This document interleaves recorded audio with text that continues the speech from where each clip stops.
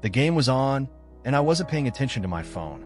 My brother, Jason, had stepped into the kitchen to grab another beer, leaving me on the couch, half watching the score while scrolling through social media. It was supposed to be a normal night. Me at home, Emily at her company party. She had left a few hours ago, dressed to impress, promising she wouldn't drink too much. Then my phone lit up. Her name appeared on the screen. Emily Redheart, a name I had saved years ago when love still felt real. I smiled, thinking she was calling to check in. But when I answered, she didn't greet me. She didn't even know I was there. "I can't do this anymore," she slurred, her voice thick with alcohol. "I want to be with you." Not him. My stomach dropped. She kept talking. "I love the way you make me feel, the way we sneak around."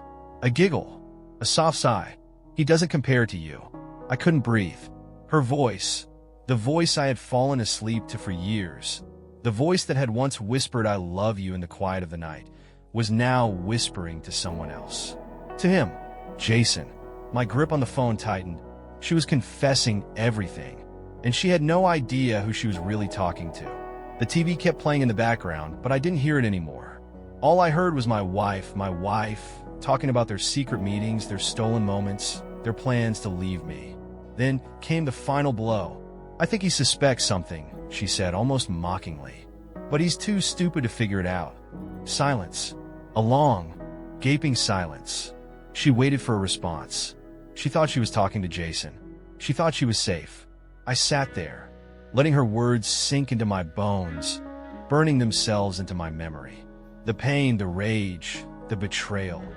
I expected them to hit all at once, but instead I felt something else. Something darker.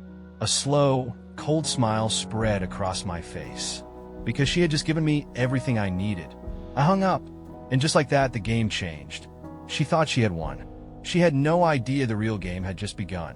I sat there, the phone still clutched in my hand, staring at the screen like it might change what had just happened. But it wouldn't. Nothing would. My wife, the woman I had built a life with, was in someone else's arms. And not just anyone. My own brother. The betrayal should have shattered me.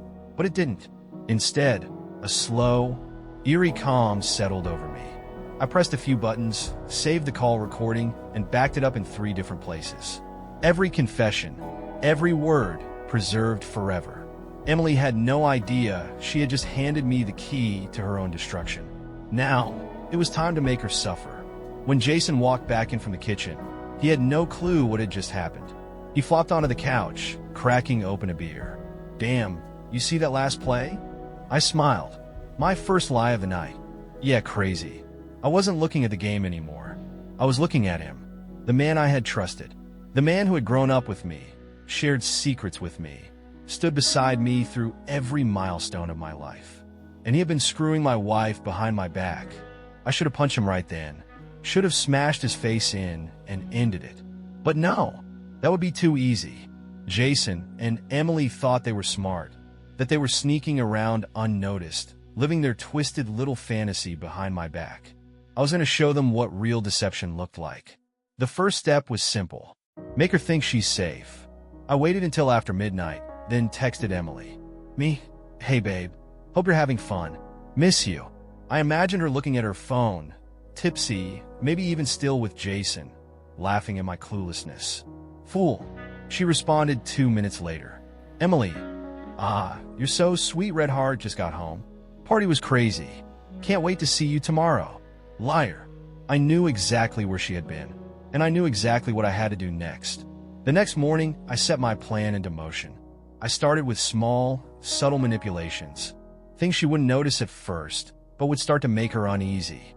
When she was in the shower, I grabbed her phone and restored the call log, the one she had made by mistake. She had deleted it, thinking it was gone. Now it was back. Then I went into her photos and moved an old picture of us to the top of her gallery. One from years ago, when we were happy, something to trigger guilt. When she got out of the shower, she picked up her phone like she always did, swiping through her notifications. Then she froze. I saw it, the stiffening of her shoulders, the way her breathing hitched for just a second. She had seen a call log. She had no idea how it got there. She swallowed hard, forcing a smile as she turned to me. "Morning, babe." I smiled back. My second lie of the night. Morning. She sat on the edge of the bed, phone in her hands, pretending to check messages. But I knew she wasn't reading anything. She was replaying last night in her mind, trying to remember if she had hung up fast enough, if she had said something she shouldn't have. And I just watched. She thought she was losing control. She had no idea she already had. She thought she had erased the evidence, thought her secret was safe. But now, as she sat there gripping her phone a little too tightly, I knew the first seed of paranoia had been planted. She had seen the call log. She had no idea how it got back, and she was too scared to ask me. I sipped my coffee, pretending not to notice the way her fingers trembled slightly as she scrolled. She wasn't reading messages. She was searching, frantically going through her texts, her deleted calls, her photos, checking if anything else had come back. I let her sweat. Then I twisted the knife. "You sleep okay?" I asked casually, stretching. She hesitated. "You're just tired." Liar. She hadn't slept well at all. I had heard her tossing and turning, had seen her get up in the middle of the night, slipping out of bed to check her phone like some kind of addict. And now, she was sitting here, playing normal, forcing a smile while her mind screamed at her. I could see it. The doubt creeping in, the questions she was too afraid to ask. Did I know? Had I seen something? Was she just imagining things? I let the silence stretch just long enough before standing up and kissing her forehead. "Don't overwork yourself today." I felt her stiffen beneath my touch. Good. She was already breaking, and I wasn't done yet. That afternoon, I planted the next trap. While she was out running errands, I took her phone again and did something simple but effective. I restored a single text message. Not from last night. Not something obvious. Just one short message, sent weeks ago. "Emily, I can't wait to see you again. Last night was perfect." I placed it back under a random date, somewhere she wouldn't immediately notice but would eventually stumble upon. Then I waited.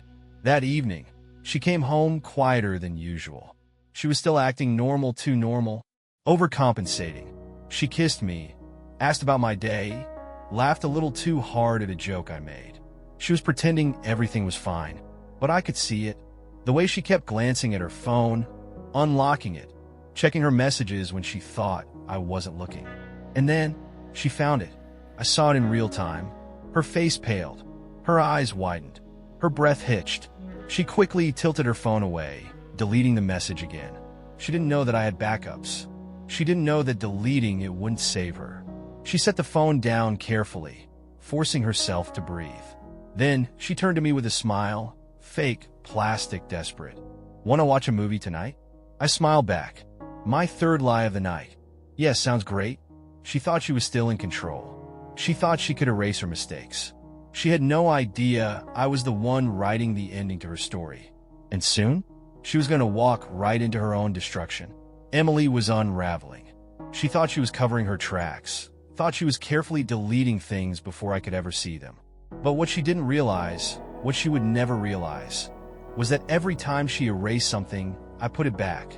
She was trapped in a cycle, searching, deleting, checking again, wondering if she had imagined things, if she had forgotten to erase something, if her own guilt was playing tricks on her. But it wasn't guilt. It was me.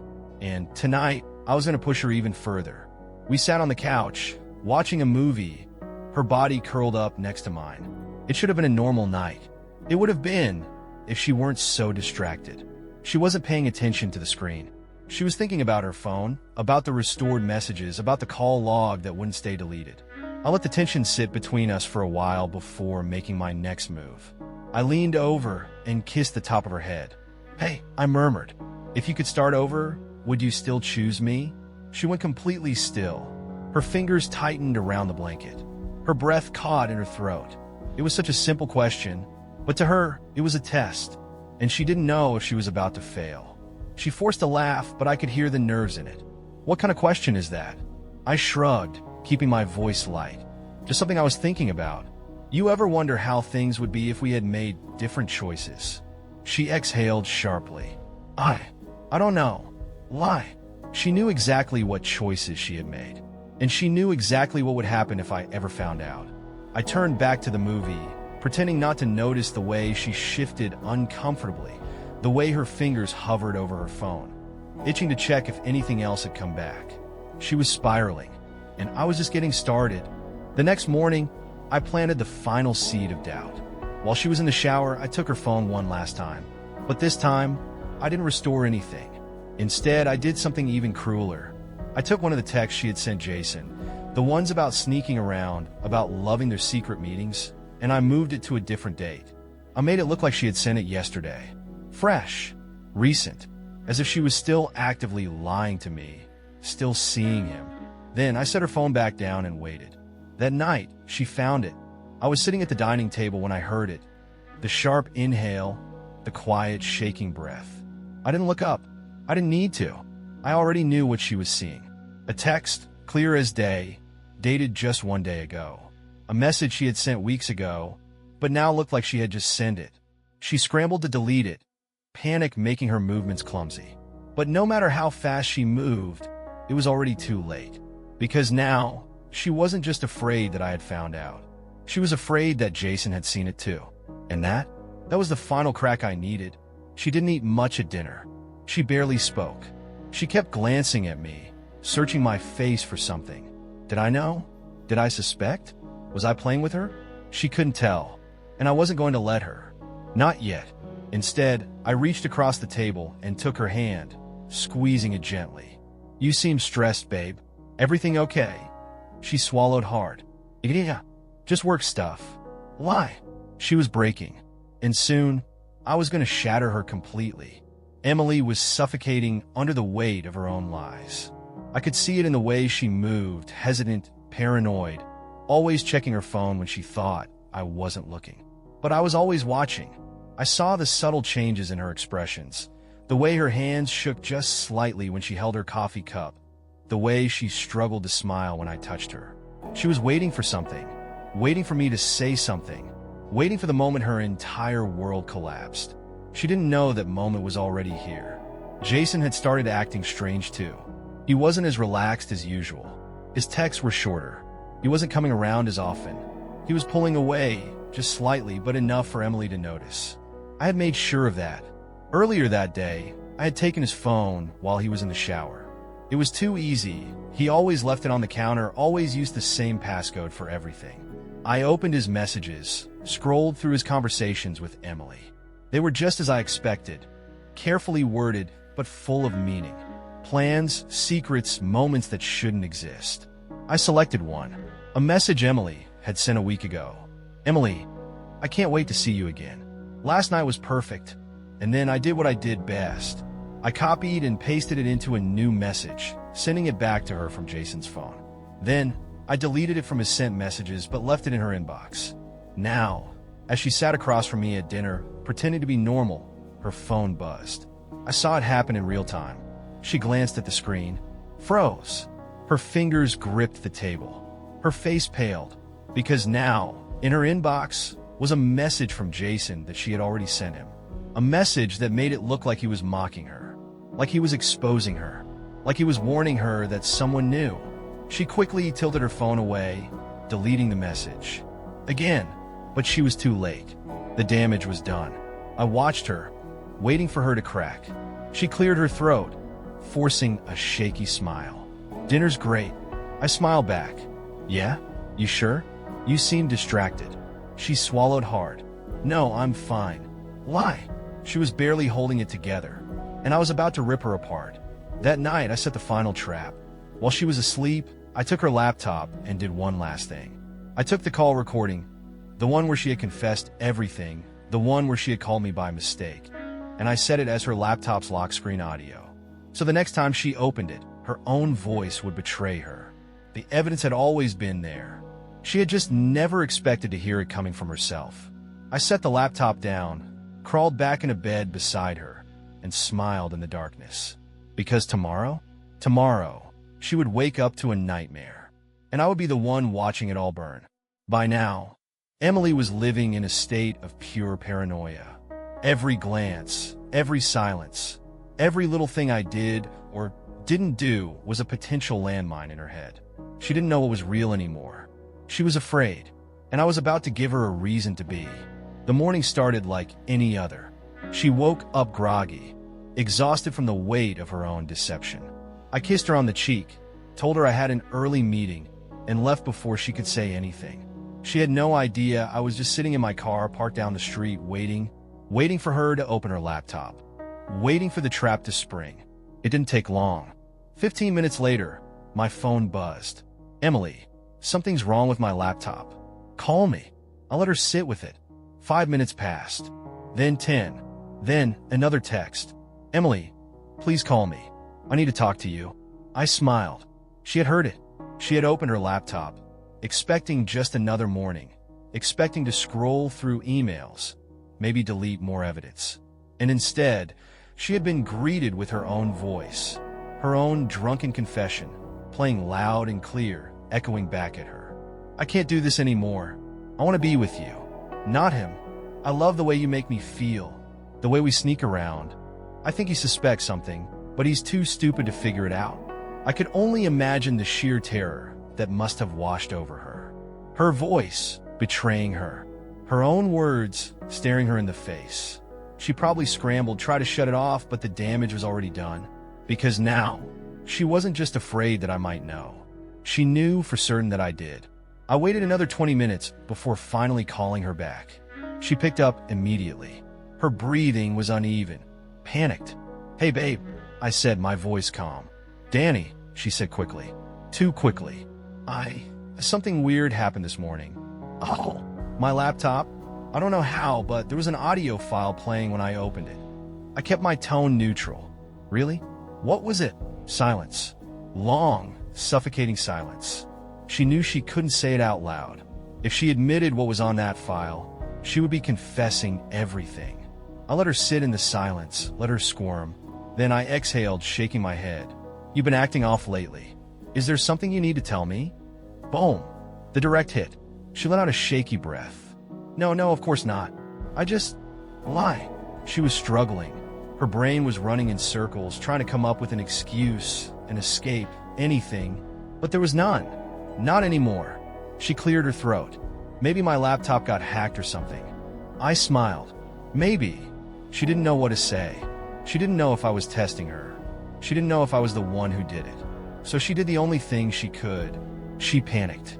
I have to go. I'll see you later." I let her run. For now. Because tomorrow, she wouldn't be able to hide anymore. Tomorrow I would end this. For good. Emily was unraveling, and she knew it.